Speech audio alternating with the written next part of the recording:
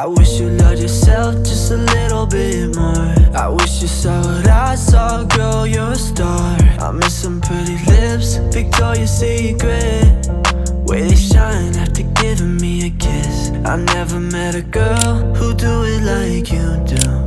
In the backseat, girl, like we used to. Hey guys, welcome back to the channel. My name is Clive, and today I'm going to give you a review on the Kodak Ektar H35 camera. Now, I recently bought this camera for about £55, which is not massively expensive, and I took this camera to London to take some pictures, and I wanted to check if this camera will be able to perform well and give you quality images. Now, before anything else, I'd like to talk about the features of this camera. So this camera has a built-in lens, which is about 22 millimeters. It has an aperture of 9.5 and a shutter speed of 100. It also has a built-in flash, which has a AAA battery. So what this is basically a simple point and shoot analog camera. As soon as you load the film, you are pretty much ready to go, ready to shoot and go out there and be creative. Now, as you can see, I like the look of this camera. It looks very classic. I chose green as a color because it looks nice. It's very light and very easy to carry. It does give me the plasticky kind of vibe, but then again, this is a 55 pounds camera, so I don't have really much expectation on this camera. Now, one of the key features of this camera is that it takes portrait pictures. So in a 35 millimeter film, you have two exposures. So it basically splits the 35 millimeter film. You're basically able to take two exposure in one film. So for example, if you have a film that takes a 36 exposure, then that will give you double amount of pictures that you could take using this camera. So that would be roughly about 72 exposures, 72 pictures that you could take. Now, when I went to Camden the other day, I went there about 2-3 o'clock in the afternoon, so it's already a bit, dull and gray. There's not much sun happening in England at the moment because it's winter here. So I was really a bit conscious with the film choice. So for this specific shoot, I chose an ISO of 800 film. That is because I wanted to, capture bright images. So at that time, I really don't know how this camera performed. That's why I'm doing this review now, so you'll be able to see the pictures that I've taken for this shoot. Yeah.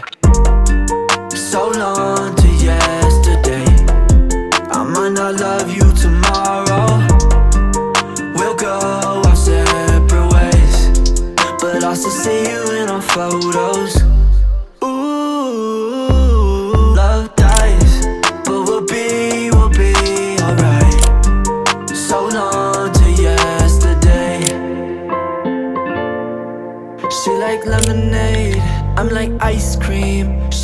Now, there's something about analog photography is that it gives you the feeling of being excited at the same time being frustrated. Excited in the sense that when you take the pictures, you really don't know how the picture would look like, what the composition would look like. You don't have that instant feedback when comparing it to digital photography, where as soon as you take a picture, you could see instantly what you're taking and you could retake as many as you can.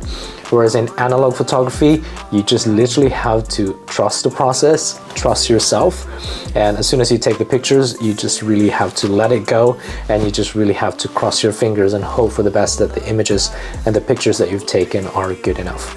And also there's this excitement that you have, that you always look forward to the pictures when they get processed, and you always have to wait for them to be able to review the images. And I think that's the thing about analog photography is you learn to be a bit more patient, and you kind of want to get used to with the habit of just taking pictures and just never really worry about the image, and you just have to wait when it's ready for you to be available and ready for you to review. Yeah. So long to yesterday. I might not love you tomorrow. We'll go our separate ways, but I'll still see you in our photos. Ooh, love. Alright, so basically I'm going to give you a little bit of an overview of the images that I've taken using this camera.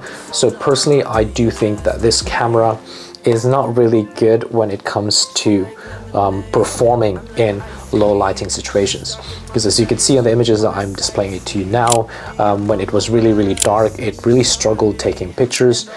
You lose a lot of the details of the images, and also it just gives you a general dark image, considering that I use an ISO of 800 on this film.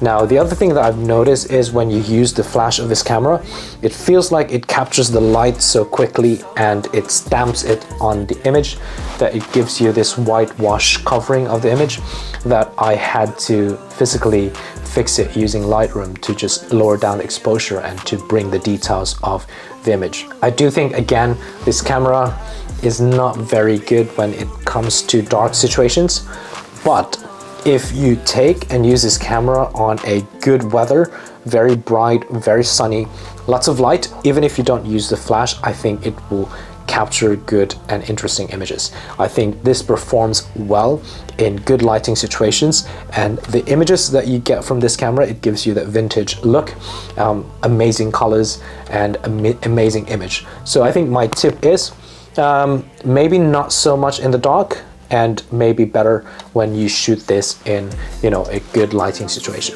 Even if you use a flash on a subject, as you can see on this picture here, it gives you that, you know, the flashing look into the subject, and everything's really dark. And some of the images that you could see on the eyes, on, for example, for my dog, you could see that, you know, it's so bright. And I think that's what's gonna happen if you use this camera on a dark situation using the flash. It will just give you that, you know, overexposed subject. So the next day I basically realized that there's so many exposures left. So I went out for a run with my dog in our development, and I took the camera and took some pictures just to finish off the film. And when I basically got the images after it's been processed, to be honest, I was a little bit upset of how the images turned out to be. They look very dark. Some of the pictures that I've taken were not there. Some of the images were just really dark, that I've lost some of the details that I could not really use it. But either way, I'm still going to show it to you just to give you an idea of the performance of this camera. So what I did, I tried my best to, you know, make use of images and salvage as much as I can with the images. So I went into Lightroom, I uploaded all the images in there, and it was a good idea for me to just edit, you know, change the exposure.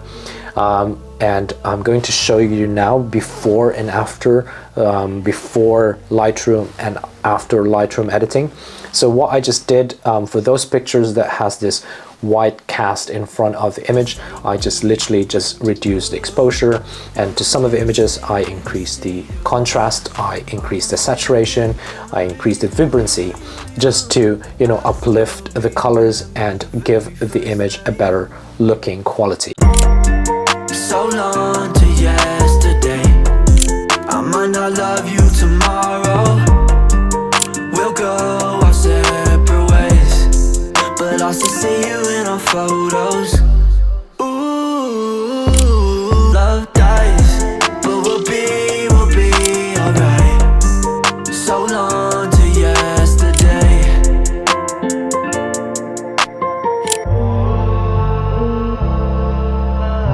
There you go, guys. That's my review on the camera. I hope you find this video very helpful, and I hope this will give you an idea or an insight as to how this camera will perform, and hopefully this will help you in making that decision whether you're going to get this camera or not.